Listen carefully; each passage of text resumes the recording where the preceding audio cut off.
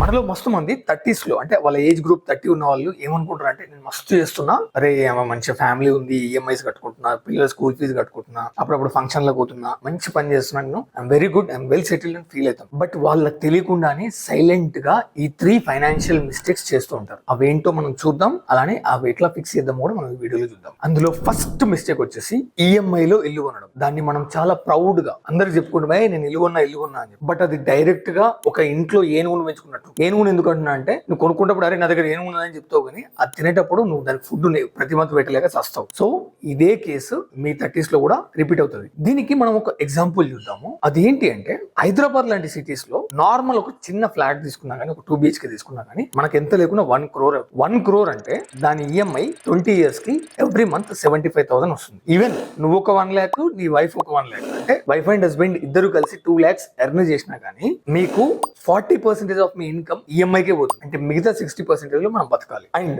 Financially ఇది wrong అని okay, మీరు మీకు ఫిక్స్ అయిపోయారు. బట్ ఎమోషనల్ గా నాకు ఇల్లు కొన్నా అనే సాటిస్ఫాక్షన్ ఉంటుంది, భయ్య నా ఇల్లు అనే సాటిస్ఫాక్షన్ ఉంటుంది మీరు అనుకోవచ్చు. కానీ ఎమోషనల్లీ కూడా యు ఆర్ డూయింగ్ రాంగ్. అంటే ఎలా చెప్తున్నానంటే, మీకు ఒక చిన్న ఎగ్జాంపుల్ ఇస్తాను. లెట్స్ సే మీకు హైటెక్ సిటీలో జాబ్ ఉంది, ఒక సాఫ్ట్వేర్ ఇంజనీర్ గా పనిచేస్తున్నాం అనుకున్నాం. ఈఎంఐ లో మీరు అదే ఆ చుట్టుపక్కల ఉన్న ఏరియాలో కొనుక్కున్నారు హౌస్, ఓకే పర్ఫెక్ట్. అండ్ మీరు పర్టికులర్లీ ఆ ఏరియా 20 years వరకు ఫిక్స్ అయిపోయారు. దెన్ పొరపాటున రేపు పొద్దున ఉప్పల్లో ఒక మంచి ఐటీ హబ్ ఓపెన్ అయింది, అక్కడ మీకు మంచి జాబ్ వచ్చింది అనుకున్నాం ఫర్ సపోజ్. అంటే ఇందులో శాలరీ తక్కువైపోయి వాళ్ళు వచ్చిన కంపెనీలో మీరు జాయిన్ అయిదాం, మీకు అరౌండ్ 2 hours ఆఫ్ ట్రావెలింగ్ పోతుంది. Traffic kills your time. Okay, ఇది విత్ ఇన్ ద సిటీలో ఉన్నప్పుడు సరే అడ్జస్ట్ అయిదామని అనుకోవచ్చు. రేపు ప్రొద్దున ఒక మంచి సిటీలో లైక్ ముంబై, లేకపోతే పూణే, లేదంటే బెంగళూరులో హైయెస్ట్ ప్యాకేజ్, మంచి ఎవర్ గ్రీన్ ప్యాకేజ్, అసలు మీరు కల్లో కూడా ఊహించలేని ప్యాకేజ్ వాడు ఇస్తా అన్నాడు, మీరు వెళ్ళాల్సి వస్తుంది. దెన్ అక్కడ రెంట్ కు ఉండాలి, ఇక్కడ ఈఎంఐ కట్టి. ఇక్కడ మీరు రెంట్ కి ఇవ్వలేరు, ఎందుకంటే you're emotionally attached to house. And అక్కడ మీరు రెంట్ కు ఉండి ఆ rent plus EMI double impact మీకు పడుతుంది. సో ఇల్లు కొనడం okay, it's a good thing, but timing is important. Renting is flexibility and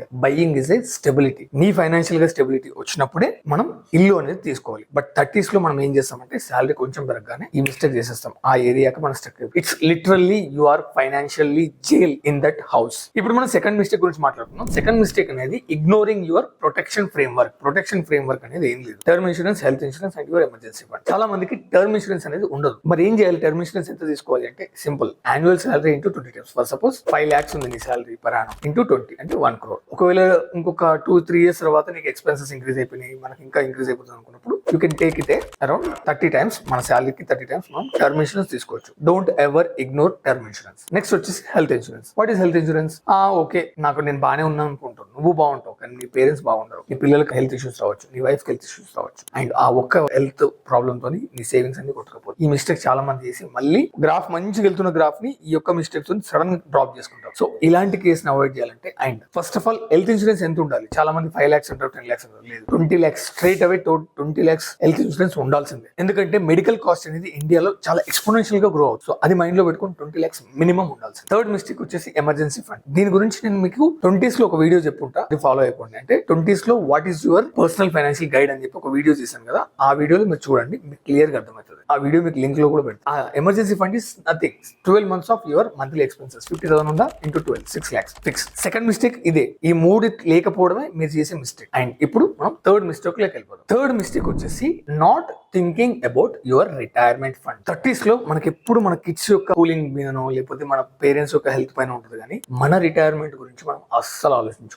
ఇప్పుడే ఉందా, ఇంకా 30 ఏళ్ళు నేను సంపాదించుకుంటలే అని ఒక మైండ్ సెట్ తోని you will ignore your retirement. Ignore చేసి ఏమనుకుంటాం అంటే, ఇప్పుడు కాదు ఒక 10 years తర్వాత స్టార్ట్ చేద్దామని. దానికి మీకు అదే పెద్ద మిస్టేక్. ఒక ఎగ్జాంపుల్ చెప్తా, మీరు క్లియర్ గా చూడండి. 30 లో మీరు ఇన్వెస్ట్మెంట్ 15,000 చేయడం స్టార్ట్ చేస్తే 60 years వరకు you have 30 years and 12% interest తో మన ఫండ్ గ్రో అయినా కానీ, అంతకంటే ఎక్కువనే అవుతుంది స్మాల్ క్యాప్ లో, మిడ్ క్యాప్ లో, బట్ 12% తో గ్రో అయినా కానీ ఆఫ్టర్ 30 years అంటే మీ ఏజ్ 60 వచ్చేసరికి 5.4 crore మీరు రిటైర్మెంట్ ఫండ్, అంటే మీరు ఏం పని చేయకపోయినా సరే మీకు ఇన్కమ్ వస్తాం. బట్ అదే 10 years లేట్ చేస్తే, అదే 40 years కి నువ్వు స్టార్ట్ చేస్తే you will have 20 years investing time. 12% returns తో 20 years మనం ఇన్వెస్ట్మెంట్ చేస్తే 15,000, that will get you 1.5 crore as a retirement corpus. 10 years మనం లేట్ చేయడం ద్వారా స్ట్రేట్ అవే 4 crores మనం లాస్ అయిపోయి. Think wisely. మనం before getting in to parents and kids, వీళ్ళ మన రిటైర్మెంట్ గురించి ఆలోచించాలి. And you start from building now. అంటే ఇప్పుడు ఒకవేళ మీ age 35 you start investing for your retirement. Video నచ్చితే లైక్ చేయండి అండ్ అలానే ఫ్రెండ్స్ కి షేర్. జై హింద్.